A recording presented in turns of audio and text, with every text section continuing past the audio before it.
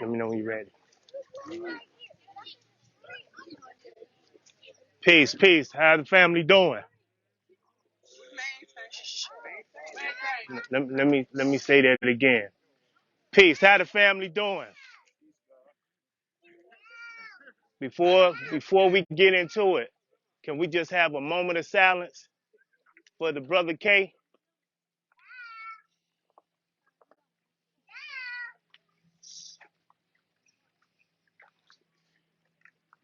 In the name of Allah, God, the beneficent and merciful, who came in the person of Master Farah Muhammad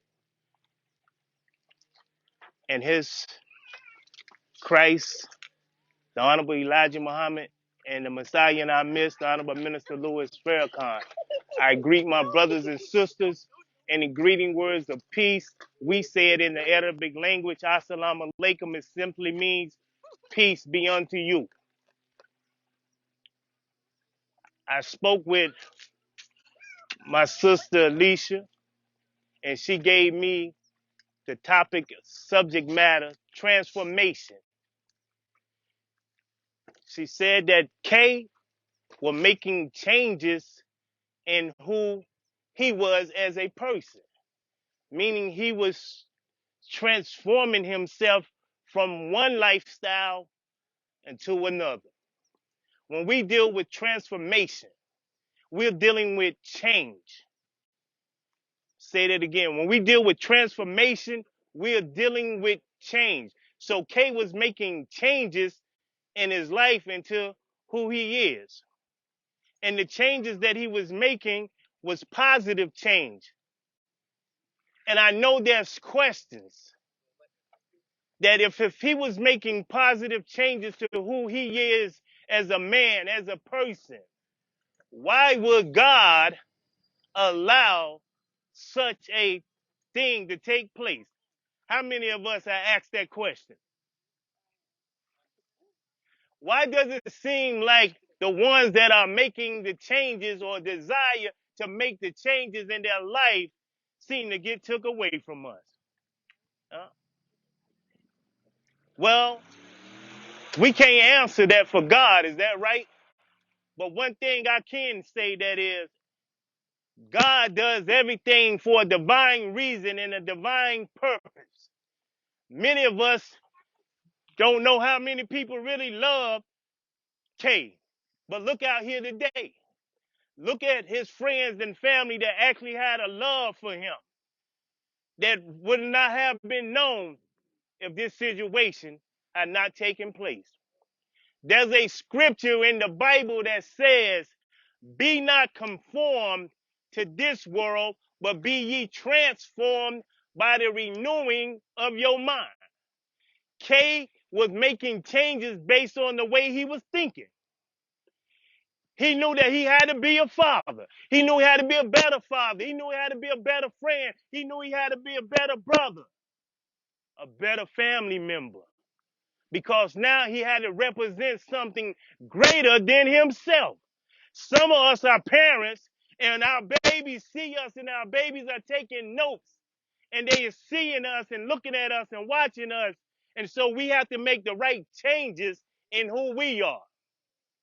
And so just maybe God took K from among us in the physical. Let me say that again. Maybe he took him away from us in the physical so we can connect to who K really was in the spiritual. Is that right? I see shirts that say long live K. Well, how do K live long? How do we keep K alive? Transformation. We start making the changes to who we are and to our lives as K was making the changes to who he was in his life. And we let him live through us. That energy, that spirit. So when family members, when friends see each other and we rocking a shirt that say K on it, long live K, or we are posting about K like we did as brothers, they'll see us making a transformation in who we are into our life. They'll see us making a change to who we are into our life. Is that right? But to make that change to who you are into your life, it first start with you changing your mind. And sometimes when we're making changes to who we are and we're making changes in our life, sometimes we still hang around the same people that we love, hoping that we can inspire change in them. And then that might be this very people that ain't ready to make changes in their life that affect us negatively. Isn't that what happened to Kay? Huh? So if you can't change the people around you, you got to change the people around you. When you want to make changes in your life into who you are, sometimes your friends and your family ain't ready for you to change. Sometimes envy and jealousy and hate comes in when you want to make changes to who you are, when you want to make that transformation in your life. And so in order for you to do that, in order for you to represent K, in order for you, K, to live long in who you are and in your life, you got to make that transformation. You got to make that change. You got to make that change. Doing right is a hard thing to do. The easiest thing for a man to do is to do wrong. The easiest thing for a man to do and a woman to do is to do wrong. The hardest thing is to make the right changes to your life and to who you are. We are taught that God does not waste no good of a person. God does not waste one drop of good of a person. So he places that person in heaven. He places that person in the hearts and the mind of the people because that person does good. Each and every one of you know K from a personal reason, know K as individuals. And some of you know them as collective whole. Many of y'all grew up hanging out with them. And you know the good of K. So you hold on to that good. You hold on to that greatness of K. You hold on to that spirit and that energy that K brought to you and to your life. You hold on to that. And you set K into heaven at once. So I just want to thank y'all for coming out here to show your love and your respect and your honor for your family members, for your brothers, for your comrades. But always remember, it's time for that transformation. Time for that transformation. Let K children see your love for him and your change and your growth and your development. Uh, We need that peace in these streets, man. The streets win out every time. The streets win out every time. So we got to start making a change in our mind so that we can have that peace in the street. If we can get that peace in the streets, the peace come in our community, then the peace come in our home.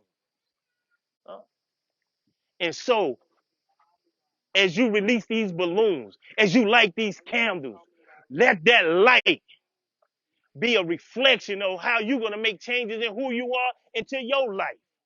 Uh, This is what's going to keep K alive. So I want to thank you, brothers and sisters. I want to thank those that asked me to come out to speak on behalf of K, because not so long ago, I was at the same track over here for Cat, Biggie, Small, Daddy. Huh? So we can't keep going through this here over and over because of violence. When do we die from a natural cause? When do our young black men die from a natural cause and not from violence?